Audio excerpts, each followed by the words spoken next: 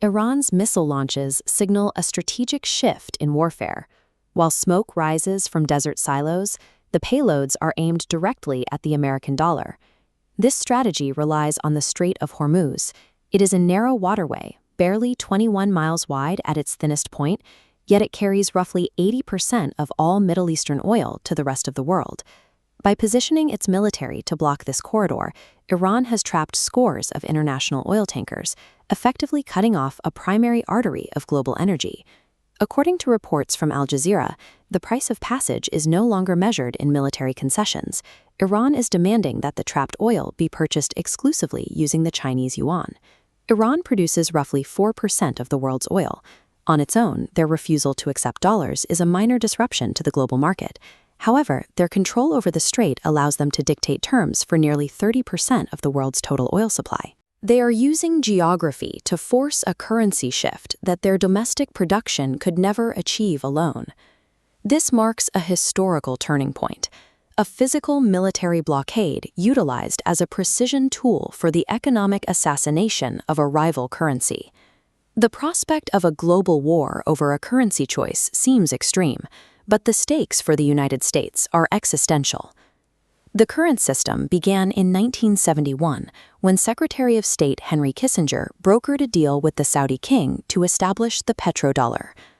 Under this agreement, the United States provided military protection to Arab nations in exchange for a single commitment.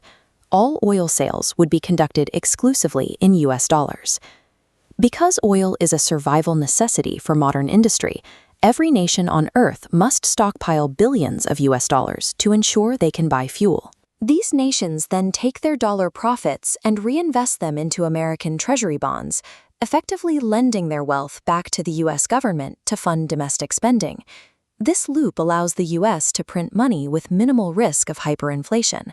The global oil market acts as a sponge, absorbing 80%. Brazil's president Lula da Silva advocated for a new coalition currency, only to meet immediate resistance from Washington.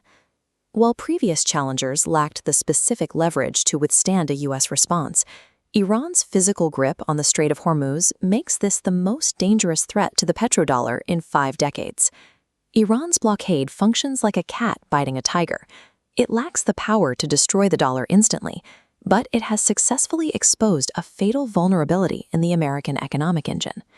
The U.S. president's aggressive response reflects the existential threat this blockade poses. His administration views the currency shift as a direct siege on American prosperity. A public ultimatum followed, with the White House threatening to strike back with 20 times the force unless Iran ended its economic blockade immediately. That threat materialized with a massive strike on Kharg Island. This small landmass serves as the primary hub for Iran's oil refining and export capabilities.